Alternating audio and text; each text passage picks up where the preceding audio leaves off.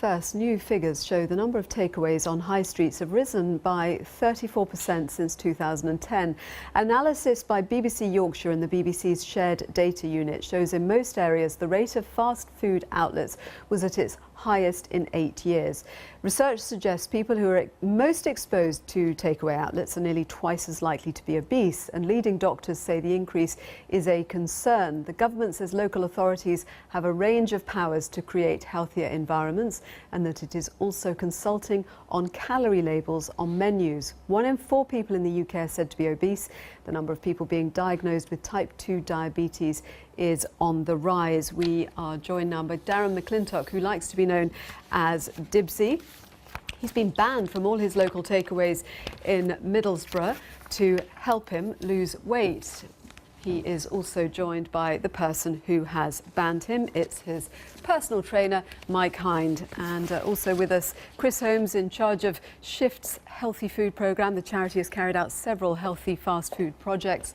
And we're also joined by Loretta Johnny, who runs Full Figured Fitness, which provides fitness and life coaching for men and women who are full-figured, overweight or obese. Welcome, everybody. Thank you for joining us. Dibsy, you've been banned by your personal trainer from all the fast food outlets near you. Why? Basically, I had an addiction to food, and takeaways was my bad habit, my massive bad habit. I used to have 2 or 3 takeaways a week, and obviously that's not healthy for you. So when I got this opportunity off Mike to change my life and lose weight, that was one of his first steps, banned me from takeaways. And what were you having at the takeaways?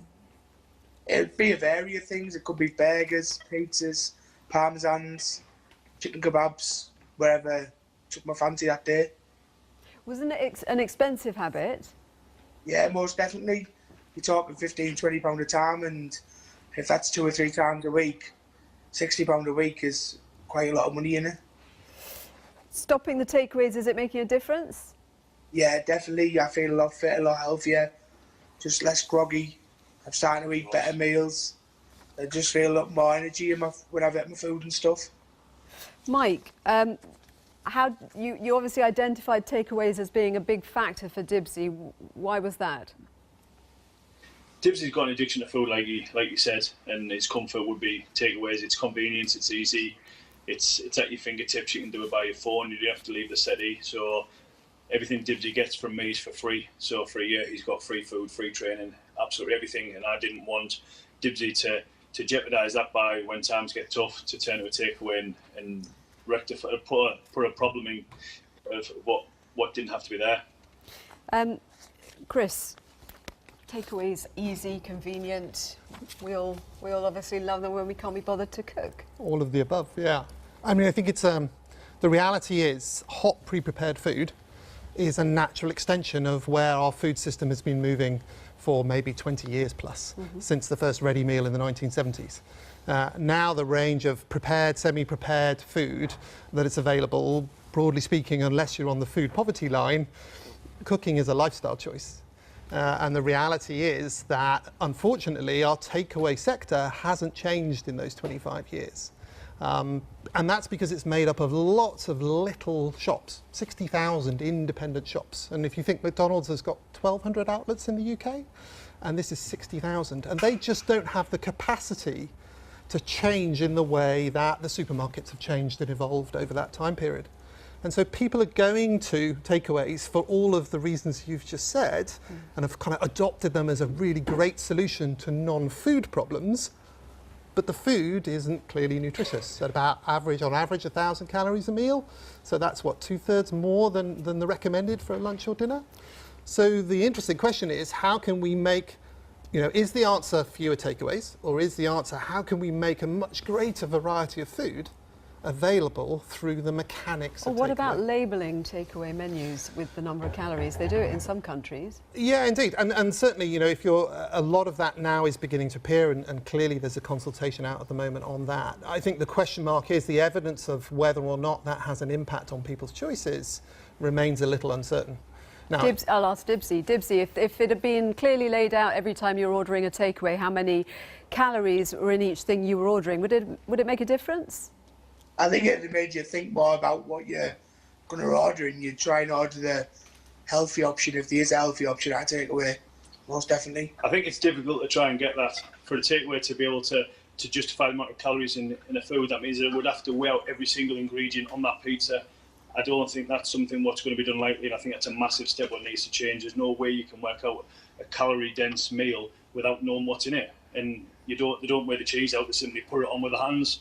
And I think that's what needs to change. I think things need to be controlled properly. Loretta, are we demonising takeaways? Are we abdicating our own individual responsibility when we look at takeaways and say that's what's causing the problem? I believe that we need to look at obesity. I think whilst this is the research is good, I think it also kind of puts the blame on just one type of. We're not looking at the full causes of obesity as well. So it's not just the takeaways, it's also a lack of activity. Lots of people are more inactive. There are lots of sugar-laden health foods. It's half term. I haven't seen any children playing outside. I think there's many different causes of obesity. This is one of them. And also, obese people are not one homogenous group, so we're all being seen as people who go to takeaways. I live in Parsons Green.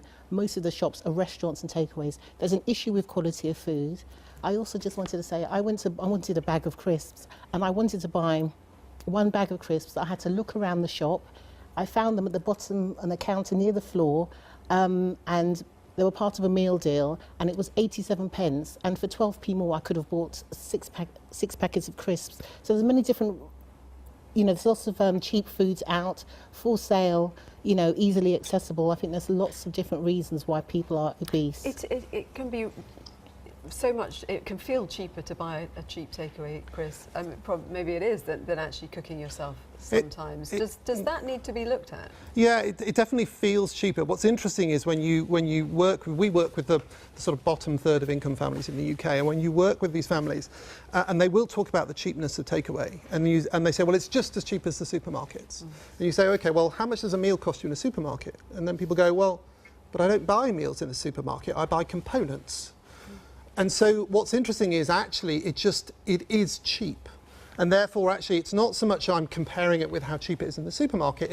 It is cheap. Surely it can't be any cheaper to buy the components or raw ingredients in a supermarket and make it.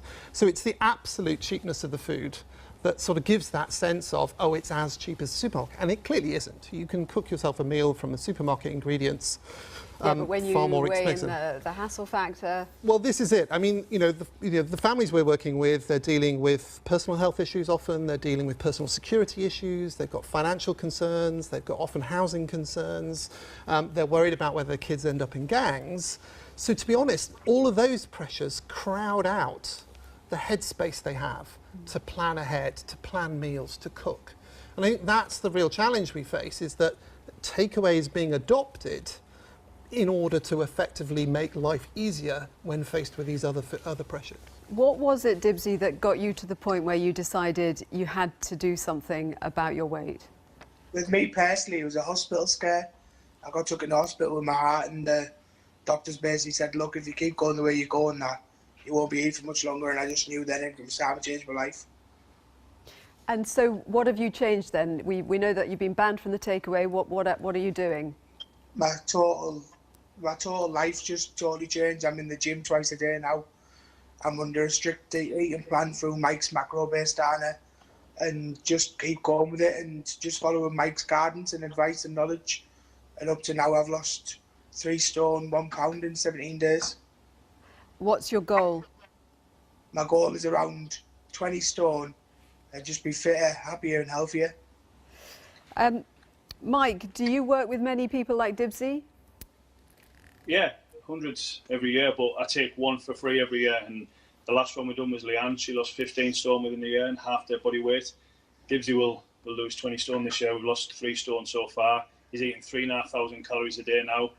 He was eating 11,000 calories a day. It's a crazy number, and things do need to change. The government need to take a stance and educate people. That's the issue we're facing here. We don't educate. There's no education process out there, and that's what we need to look at.